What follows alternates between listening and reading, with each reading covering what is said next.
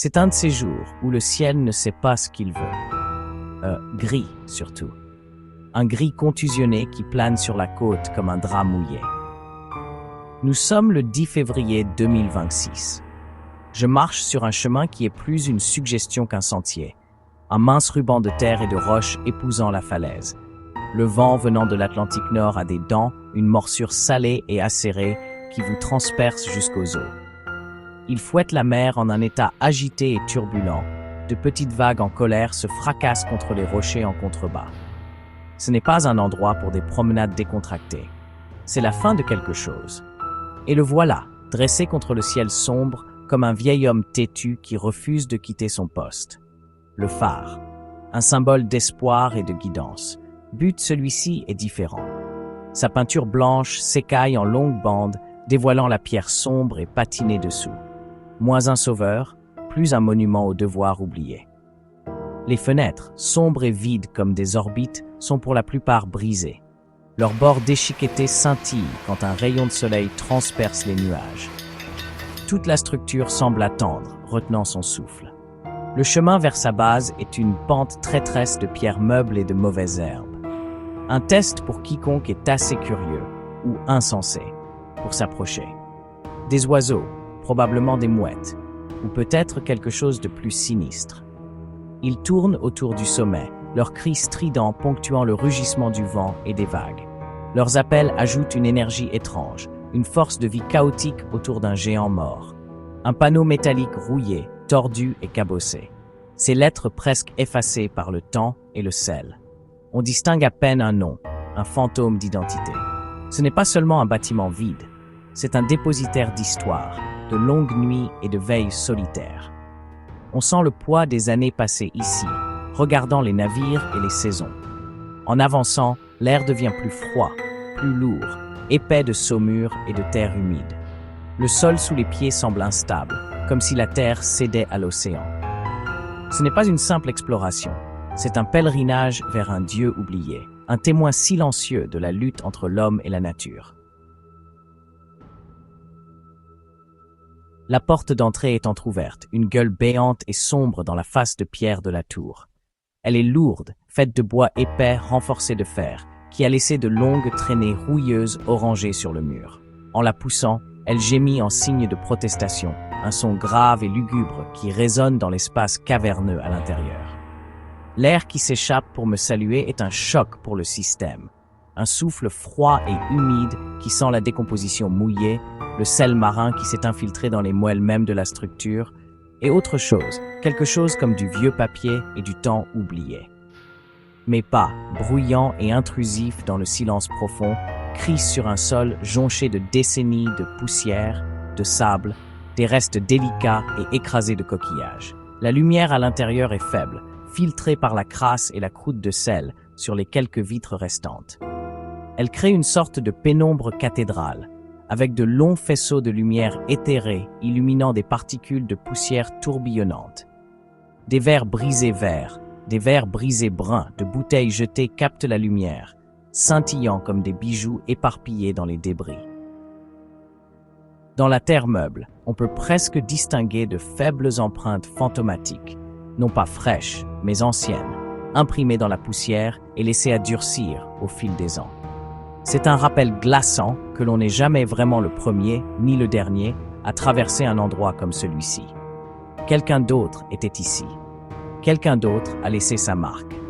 Les murs racontent leur propre histoire. Le plâtre, ce qu'il en reste, est une carte écaillée et boursouflée d'humidité et de négligence, avec de faibles lignes et des taches d'eau qui tracent les chemins d'innombrables fuites. Accroché de travers à un seul clou rouillé, il y a un calendrier, ses pages cassantes et jaunies par l'âge. L'année est passée depuis longtemps, arrachée ou estompée dans l'oubli, ne laissant qu'une grille de jours oubliés. Sur une petite table bancale à proximité, une lanterne en laiton terni repose, son globe de verre obscurci par la suie, un témoignage silencieux d'une époque où sa flamme était la seule compagne pendant les longues nuits sombres. À côté de la lanterne se trouve une petite pile de lettres, attachée par un ruban fané qui s'effrite au moindre contact. Le papier est fragile, l'encre d'un bleu pâle et fantomatique. Elle raconte une histoire, fragmentée et incomplète, d'un gardien et de la femme qu'il aimait. Une femme qui attendait sur le continent. Il parle d'amour, de tempête, du poids écrasant de la solitude et d'un espoir qui semble à la fois beau et tragique.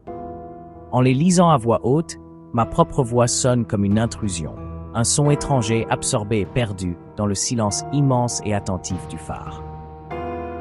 L'ascension commence.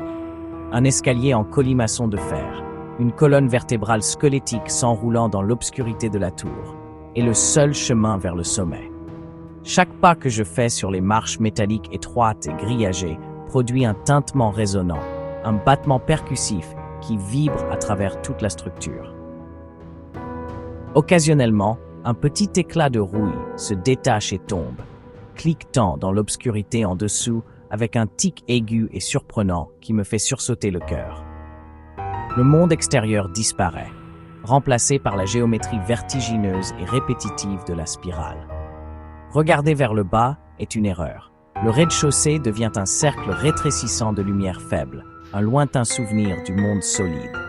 À mesure que je monte, la faible lumière du jour des fenêtres inférieures s'estompe, me plongeant dans un crépuscule de plus en plus profond. L'air devient plus fin, plus froid, transportant la légère odeur métallique du fer vieillissant. L'escalier gémit et oscille presque imperceptiblement sous mon poids, un subtil rappel de son âge et de sa fragilité. Au-dessus, un tunnel vertical menant à la salle de la lanterne, le cœur même du phare, reste enveloppé d'ombre, jusqu'à ce qu'une lueur pâle et laiteuse apparaisse. Le verre entourant la grande lampe est épais d'une couche opaque de sel, de crasse et de fientes d'oiseaux accumulées au fil des années de négligence. Elle transforme le puissant soleil côtier en une lumière douce, diffuse, presque sacrée. Je passe ma manche sur une petite section du verre, ouvrant un portail vers le monde extérieur. La vue est déformée et floue, l'horizon courbé par la vitre épaisse et bombée. L'océan, loin en dessous, est une vaste étendue scintillante de gris acier, sa surface texturée par le vent. Le littoral est une tache de vert et de brun, une peinture lointaine et abstraite. Sortir sur la galerie étroite qui encercle le sommet est un assaut total des éléments. Le vent est une force physique ici, une brute implacable qui pousse et tire. Il hurle dans vos oreilles, un son sauvage et indompté qui noie tout le reste. De ce point de vue, vous pouvez voir à des kilomètres la puissance brute et sauvage de la côte, les dents déchiquetées des rochers, l'étendue infinie de la mer. C'est ici que l'on comprend le but de cet endroit. Tenter d'apprivoiser un petit morceau de la nuit, de guider les autres à travers l'obscurité. Les outils du métier sont toujours là, laissés comme si le gardien s'était simplement éloigné en plein service et n'était jamais revenu. Des clés à molette, des bidons d'huile, des chiffons à polir sont éparpillés sur un établi, tous recouverts d'une épaisse couche uniforme de rouille. Ce sont des artefacts d'un artisanat oublié, une bataille manuelle, pratique contre l'obscurité envahissante. Étendue sur une autre petite table se trouve une carte nautique, ses coins recourbés et sa surface tachée. De faibles lignes au crayon marquent d'anciennes routes maritimes. L'Eleanor May, le serpent de mer. Près de la fenêtre, un petit journal relié en cuir.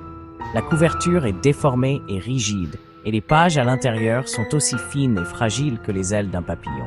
L'ouvrir nécessite la précision d'un chirurgien. Les entrées sont courtes, concises et brutalement honnêtes. Le gardien y écrivit les tempêtes qui ébranlaient les fondations même de la tour, la solitude écrasante des longues nuits d'hiver.